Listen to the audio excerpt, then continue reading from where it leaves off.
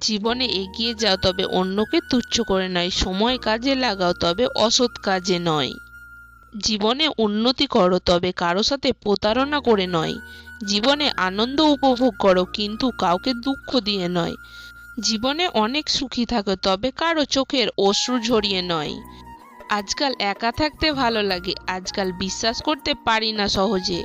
আজকাল নিজের কথা কাউকে বলা হয় না, আজকাল চুপচাপ থাকতে পছন্দ করি। আজকাল খুঁজে বেড়াই নিজেকে, আজকাল আর কাউকে বেশি জোর করি না। আজকাল আবেগে ভেসে যায় না। জীবনে খুশি থাকার জন্য এই কয়েকটি কথা অবশ্যই মনে রাখুন। যেখানে তোমার কদর নেই সেখানে যেও না।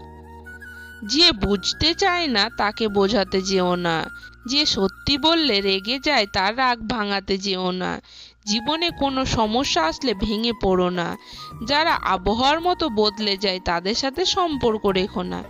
জীবন হোক কিংবা আপনজন, কোনোটাই চিরস্থায়ী নয়। সময়ের সাথে সবাই একদিন হারিয়ে যাবে। তৃষ্ণা পেলে যেমন জলের মূল্য বোঝা যায়, তেমনি একা থাকলে আপনজনের মূল্য বোঝা যায়। অন্ধ লোক যদি হঠাৎ চোখে দেখতে পায়, সে সর্বপ্রথম হাতের লাঠিটা ফেলে দেয়, অথচ এই লাঠিটাই তার দুঃসময়ের সঙ্গী ছিল। আসলে প্রয়োজন ছাড়া কেউ কাউকে মনে রাখে না। মানুষ সবসময় ভাগ্যের কাছে হারে না, কখনো কখনো প্রিয় মানুষের অবহেলা আর বিশ্বাসের কাছেও হেরে যায়। তর্ক যদি করতেই হয় তাহলে জ্ঞানীদের সাথেই করো, জিততে না পারলেও কিছু শিখতে পারবে।